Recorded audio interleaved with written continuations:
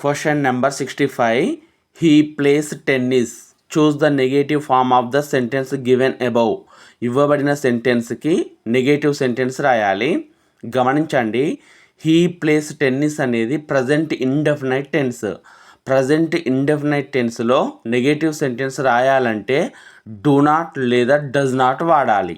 ఇక్కడ subject he అనే pronoun ఉన్నది. హీ, షీ, ఇట్లను థర్డ్ పర్సన్ సింగులర్ నెంబర్స్ అంటారు. థర్డ్ పర్సన్ సింగులర్ నెంబర్స్ తర్వాత ప్రజెంట్ ఇండెఫినైట్ టెన్స్లో డస్ నాట్ రావాలి. ఆప్షన్స్ గమనించండి. రెండవ ఆప్షన్ మరియు నాలుగవ ఆప్షన్లో హీ డస్ నాట్ అని ఉన్నది. అయితే నాలుగవ ఆప్షన్ గమనించండి, హీ డస్ నాట్ ప్లేస్ అని ఉన్నది. డస్ నాట్ తర్వాత ప్లే అనే బేస్ వర్బ్ రావాలి, ప్లేస్ అని రాకూడదు. కాబట్టి నాలుగవ ఆప్షన్ ఇన్కరెక్ట్. రెండవ option he does not play tennis అనేది సరైన సమాధానం. So option 2 is right answer. Question number 66. They enjoy hiking in the mountains. ఇక్కడ హైకింగ్ అంటే వాకింగ్ అని అర్థం. కాకపోతే పర్వత ప్రాంతాల్లో చేసే వాకింగ్ను హైకింగ్ అంటాం. Choose the question form of the sentence given above. ఇవ్వబడిన సెంటెన్స్కు క్వశ్చన్ ఫామ్ రాయాలి. ఒకసారి ఆప్షన్స్ గమనించండి. హెల్పింగ్ వర్బ్స్తో ప్రారంభమైనవి. అంటే మనం రాయాల్సింది yes or no type question. Yes or no type question రాయాలి అంటే ఇవ్వబడిన సెంటెన్స్లో ఉన్న హెల్పింగ్ వర్బ్ని తీసుకొచ్చి ముందుకు రాయాలి. దే ఎంజాయ్, ఇందులో హెల్పింగ్ వర్బ్ లేదు కాబట్టి డూ అనే హెల్పింగ్ వర్బ్ వాడాలి. మనకిచ్చిన 4 ఆప్షన్లో డూ ఉన్న సెంటెన్స్ మూడవ ఆప్షన్ చూడండి, do they enjoy hiking in the mountains. ఇది సరైన సమాధానం. So option 3 is right answer. Question number 67. Choose the adjective that has no superlative degree. Superlative degree లేని అడ్జెక్టివ్ను ఐడెంటిఫై చేయాలి. చూడండి options: good, bad, evil, extreme. Good better, best, bad worse, worst, evil more evil, most evil. ఈవిల్కి worse, worst అని కూడా కొన్ని సందర్భాల్లో ఉపయోగిస్తాం. 1, 2, 3 ఆప్షన్స్కి కంపారిటివ్ మరియు సూపర్లేటివ్ డిగ్రీ ఉన్నవి. ఎక్స్ట్రీమ్ అనే దానికి సూపర్లేటివ్ డిగ్రీ మరియు కంపారిటివ్ డిగ్రీ లేదు. ఇదే మన సమాధానం. So option 4 is right answer. Question number 68. Choose the abstract noun of stupid. Stupid అనే పదానికి అబ్స్ట్రాక్ట్ నౌన్ ఏది? స్టూపిడ్ అనేది ఇక్కడ అడ్జెక్టివ్. స్టూపిడ్కి అబ్స్ట్రాక్ట్ నౌన్ స్టూపిడిటీ అవుతుంది. మనకు రెండవ ఆప్షన్లో ఉన్నది స్టూపిడిటీ. ఇదే సరైన సమాధానం. So right answer is option 2. Question number 69. The admiral dash play bowls when he received the news of the invasion. He insisted on finishing the game. Choose the option that fits the blank. Question గమనించండి. క్వశ్చన్లో మనకు he received news అని ఇవ్వడం జరిగింది. అంటే ఇది simple past టెన్స్లో ఉన్నది. మనకు వచ్చే ఆప్షన్ కూడా పాస్ట్ టెన్స్లోనే ఉండాలి. అది కండిషన్. ఇక్కడ మన ఆప్షన్స్ గమనించండి.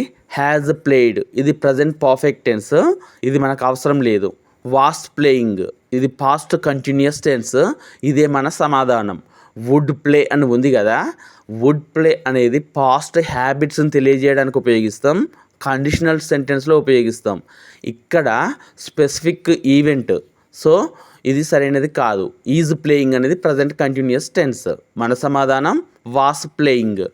కాబట్టి సరైన సమాధానం option 2. Question number 70. Have you paid the bill?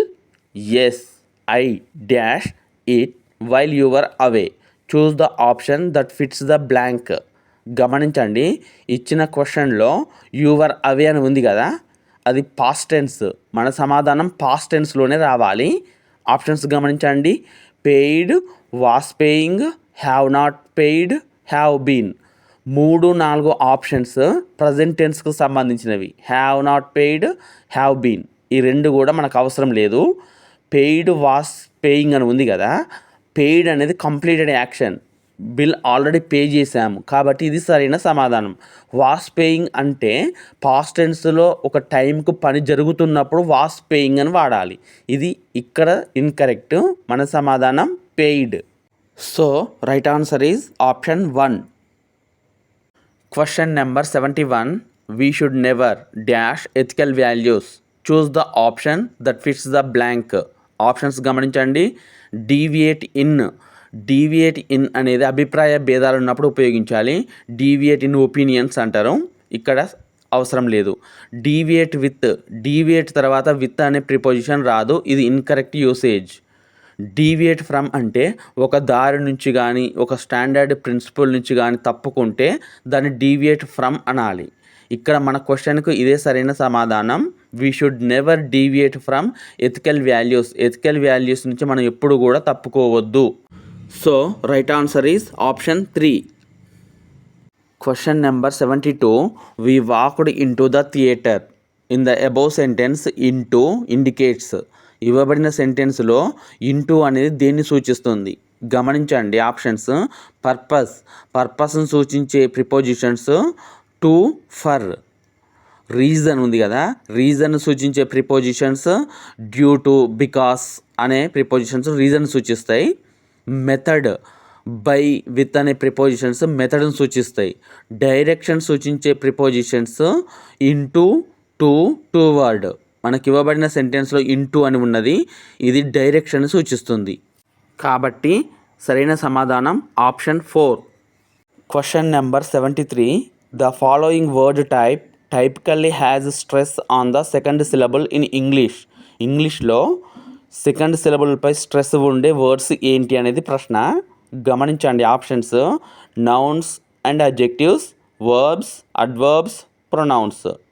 ఒక విషయం గుర్తుంచుకోండి, నౌన్స్, అడ్జెక్టివ్స్, అడ్వర్బ్స్ వీటిలో స్ట్రెస్ అనేది సాధారణంగా ఫస్ట్ సిలబుల్ మీదనే ఉంటుంది. ప్రొనౌన్స్లో సాధారణంగా 2 సిలబుల్స్ ఉండవు. ఒకవేళ సమ్ వన్, ఎనీవన్ ఇటువంటి వాటిలలో 2 సిలబుల్స్ ఉంటే ఫస్ట్ సిలబుల్ మీదనే స్ట్రెస్ ఉంటుంది. ఒక వర్బ్స్లో మాత్రం సెకండ్ సిలబుల్పై స్ట్రెస్ ఉంటుంది. సో మనల్ని అడిగింది కూడా సెకండ్ సిలబుల్ మీద స్ట్రెస్ ఉండే వర్డ్స్ ఏంటి అని. సమాధానం verbs. So right answer is option 2. Question number 74. Choose the syllabic division of the word అన్బిలీవేబుల్ word యొక్క సిలబిక్ డివిజన్ గమనించండి. మొదటి ఆప్షన్ అన్బిలీవేబుల్, 3వ సిలబుల్ సరిగ్గా విడదీయలేదు, ప్లస్ స్పెల్లింగ్ మిస్టేక్ ఉన్నది. సో 1వ ఆప్షన్ ఇన్కరెక్ట్. రెండవది చూడండి, 2వ సిలబుల్లో బి యొక్క లెటర్ మాత్రమే రాయడం జరిగింది, ఇన్కరెక్ట్ డివిజన్. 3వది చూడండి, ఇక్కడ సిలబుల్ విడదీయలేదు, 3వది కూడా ఇన్కరెక్ట్. 4వది గమనించండి, అన్బిలీవేబుల్, ఇది సరి అయిన syllabic division. So right answer is option 4. Question number 75. I have dash our and dash half for lunch. Choose the correct set of articles that fit the respective blanks. గమనించండి, hour, HOUR, అవర్లో H అనేది silent. So మనం ఉపయోగించాల్సిన article an hour అనాలి. రెండవ బ్లాంక్లో half అని ఉంది కదా, హాఫ్ ముందు ఏ ఉపయోగించాలి, ఎందుకంటే హెచ్ అనేది ఇక్కడ ప్రొనౌన్స్డ్ హా సౌండ్. సో మనం ఉపయోగించాల్సిన article an, A. So right answer is option 3. Question number 76. Dash poet in me raised his voice against injustice. Choose the article that fits the blank. గమనించండి, ఇక్కడ పోయెట్ అనే వర్డ్ను స్పెసిఫిక్గా వాడడం జరిగింది. నాలో ఉన్న కవి అనే అర్థంలో ప్రత్యేకంగా వాడబడింది కాబట్టి ఇక్కడ డెఫినెట్ ఆర్టికల్ దాన్ని ఉపయోగించాలి. So right answer is option 1. Question number 77. The banyan tree by Ruskin Bond is a. Options గమనించండి, poem, story, drama, essay. Banyan tree అనేది ఒక story. So right answer is option 2. Question number 78. Once upon a time is a satirical poem and the modern way of greeting someone was written by. Once upon a time అనే satirical పోయంను రాసింది ఎవరు? Options గమనించండి, Gabriel ఒకారా, ఇతను ఒక Nigerian poet. ఇతడే once upon a time అనే satirical పోయంను రచించాడు. ఇదే మన సమాధానం. ఆర్కే నారాయణ్, రస్కిన్ బాండ్ ఇద్దరు కూడా Indian writers. Robert Frost American poet. So right answer is option 1. Question number 79. Identify a recommended step in starting the writing process of an autobiography. Autobiography రాసేటప్పుడు పాటించవలసిన ముఖ్యమైన సోపానం ఏమిటి అనేది ప్రశ్న. ఆటోబయోగ్రఫీ అంటే స్వీయ చరిత్ర, ఎవరి జీవిత చరిత్రను వారే రాసుకుంటే దాన్ని ఆటోబయోగ్రఫీ అంటారు. ఆప్షన్స్ గమనించండి. Jump straight into writing without reflection, ఆలోచించకుండా నేరుగా రాయాలి అనేది దీని అర్థం. ఇది సరైనది కాదు. Outline the story without considering significant events, అంటే ముఖ్యమైన సంఘటనలను పరిగణలోకి తీసుకోకుండా రాయాలి అనేది దీని అర్థం. ఇది కూడా కాదు. Reflect on life experiences and lessons learned, ఇది సరైన సమాధానం. మన అనుభవాలు మరియు నేర్చుకున్న పాఠాలను జోడించాల్సి ఉంటుంది. ఇది సరైన option. Begin with a detailed account of achievements, కేవలం విజయాలతో ప్రారంభించాలి అంటున్నాడు. విజయాలు ఒకటే సరిపోదు, వైఫల్యాలు, నేర్చుకున్న పాఠాలు కూడా జోడించాల్సి ఉంటుంది. 4వది కూడా ఇన్కరెక్ట్. మన సమాధానం 3వది, reflect on life experiences and lessons learned. కాబట్టి సరైన సమాధానం option 3. Question number 80. One of the following is not a characteristic of a good editorial. Good editorial యొక్క లక్షణం కానిది ఏది? ఆప్షన్స్ గమనించండి. అన్బియాస్డ్ అప్రోచ్, నిష్పక్షపాతంగా ఉండడం, ఇది ఎడిటోరియల్ యొక్క లక్షణం. రికాన్సిలింగ్ కాంట్రాడిక్టరీ వ్యూస్, విరుద్ధమైన అంశాలను సమన్వయం చేయడం, ఇది కూడా ఎడిటోరియల్ యొక్క లక్షణం. క్రిటికల్ అనాలసిస్, లోతుగా అనలైజ్ చేయడం ఏదైనా విషయాన్ని, ఇది కూడా గుడ్ ఎడిటోరియల్కి ఉండాల్సిన లక్షణం. బియాస్డ్ అప్రోచ్ అంటే పక్షపాత ధోరణి, అంటే ఒకవైపే ఉండడం, వత్తాసు పలకడం అంటాం కదా అది. ఇది మంచి ఎడిటోరియల్కి ఉండాల్సిన లక్షణం కాదు. ఇదే మన సమాధానం. So right answer is option 4. Question number 81. Select the incorrect statement about the importance of text books in self study. Self స్టడీలో టెక్స్ట్ బుక్స్ యొక్క ప్రాముఖ్యతకు సంబంధించి ఒక ఆప్షన్ తప్పుగా ఇవ్వబడింది. దాన్ని ఐడెంటిఫై చేయాలి. చూడండి, text books provide additional examples and exercises. Text books అనేవి అదనపు ఉదాహరణలు మరియు అభ్యాసాలను అందిస్తాయి. ఇది సరి అయినదే. Text books encourage self confidence. Text books అనేవి విద్యార్థుల్లో ఆత్మవిశ్వాసాన్ని పెంపొందిస్తాయి. ఇది కూడా సరి అయినదే. Text books hinder students from revising lessons independently. Text books అనేవి విద్యార్థులు స్వతంత్రంగా పునర్విమర్శ చేసుకోవడానికి అడ్డంకిగా మారతాయట. ఇది ఇన్కరెక్ట్ ఆప్షన్. సో మనల్ని అడిగింది కూడా ఇన్కరెక్ట్ ఆప్షనే. ఇదే సరైన సమాధానం. Text books help students match their answers with solutions. Text books చివరిలో ఆన్సర్స్ ఇవ్వబడతాయి. వాటిని చూసి విద్యార్థులు వాళ్ళ యొక్క ఆన్సర్స్ని సరి చేసుకుంటారు. ఇది కూడా సరి అయినదే. మన సమాధానం text books hinder students from revising lessons independently. So right answer is option 3. Question number 82. Identify the primary purpose of the English language. English language యొక్క ప్రాథమిక ఉద్దేశం ఏది? గమనించండి. To create cultural barriers. Cultural barriers అంటే సాంస్కృతిక అడ్డుగోడలు నిర్మించడం. ఇది సరి అయినది కాదు. లాంగ్వేజ్ అనేది కలుపుకుపోవడం కోసం ఉద్దేశించింది, అడ్డుగోడలు నిర్మించేది కాదు. టు ఫెసిలిటేట్ ఇంటర్నేషనల్ కమ్యూనికేషన్, ఇది సరి అయినది. అంతర్జాతీయంగా కమ్యూనికేషన్ ఏర్పాటు చేసేది ఇంగ్లీష్. మన సమాధానం ఇదే. To exclude non English speakers, English మాట్లాడని వారిని వేరు చేయడం, ఇది సరి అయినది కాదు. టు లిమిట్ లాంగ్వేజ్ డైవర్సిటీ అంటే వేరే భాషల ప్రాధాన్యత తగ్గించడం, ఇది కూడా కాదు. మన సమాధానం to facilitate international communication. So right answer is option 2. Question number 83. The affective domain deals with. Affective domain అనేది దేనికి సంబంధించింది? Thinking, kinaesthetic, logical, emotions. ఈ క్వశ్చన్కి ఆన్సర్ చేసే ముందు ఒక విషయం తెలుసుకుందాం. బ్లూమ్స్ టాక్సానమీ ప్రకారం 3 రకాల డొమైన్స్ ఉంటాయి. Cognitive domain, affective domain, psychomotor domain. Cognitive domain అనేది మెదడు, ఆలోచనకు సంబంధించింది. ఇందులో థింకింగ్, రీజనింగ్, లాజికల్ ఉంటుంది. రెండవది అఫెక్టివ్ డొమైన్ అనేది హృదయానికి సంబంధించింది, ఎమోషన్స్, భావాలు. మూడవది సైకోమోటార్, ఇది ఫిజికల్ యాక్టివిటీస్, చేతులు కాళ్ళకు సంబంధించింది. సో మనల్ని అడిగింది అఫెక్టివ్ డొమైన్ కాబట్టి ఇది హార్ట్కి సంబంధించింది, emotions. So right answer is option 4. Question number 84. The primary purpose of audio visual AIDS is to engage. గమనించండి, ఆడియో అనేది హియరింగ్కి సంబంధించింది, విజువల్ అనేది సీయింగ్కి సంబంధించింది. హియరింగ్ అండ్ సీయింగ్ ఉండాలి. ఆప్షన్స్ గమనించండి, taste and smell, touch and hearing, hearing and seeing. ఇది సరైన సమాధానం కాబట్టి సరైన సమాధానం option 3. Question number 85. Choose the incorrect technique for developing speaking skills in English. ఇంగ్లీష్లో మాట్లాడే కళను అభివృద్ధి పరచడానికి కొన్ని టెక్నిక్స్ ఉన్నాయి. ఇక్కడ ఇచ్చిన టెక్నిక్స్లో ఒక టెక్నిక్ ఇన్కరెక్ట్గా ఇవ్వడం జరిగింది. దాన్ని మనం ఐడెంటిఫై చేయాలి. చూడండి, engaging in interactive techniques. Interactive techniques వల్ల ఇంగ్లీష్ స్పీకింగ్ స్కిల్ పెరుగుతుంది, ఇది సరి అయినదే. Encouraging the use of mother tongue, ఇది ఇన్కరెక్ట్. మదర్ టంగ్ను ప్రోత్సహించడం వల్ల ఇంగ్లీష్ స్పీకింగ్ స్కిల్ అనేది కుంటుపడుతుంది, ఇదే మన సమాధానం. So right answer is option 2. Question number 86. This is not the purpose of teaching grammar. వ్యాకరణం బోధించడం యొక్క ఉద్దేశం కానిది ఏది?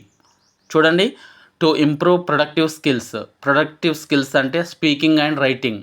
వ్యాకరణం నేర్చుకోవడం వల్ల మాట్లాడడం రాయడం అనేది అభివృద్ధి చెందుతుంది, ఇది సరి అయినదే. To inculcate effective communication. Inculcate అంటే అలవడడం, నేర్చుకోవడం. ఎఫెక్టివ్ కమ్యూనికేషన్ అంటే ప్రతిభావంతంగా మాట్లాడడం కూడా నేర్చుకుంటారు, ఇది కూడా సరి అయినదే. టు మెమరైజ్ గ్రామర్ రూల్స్, ఇది ఇన్కరెక్ట్. మన సమాధానం ఇదే. గ్రామర్ రూల్స్ బట్టి పట్టడం అనేది గ్రామర్ బోధించడంలో ఉద్దేశం కాదు.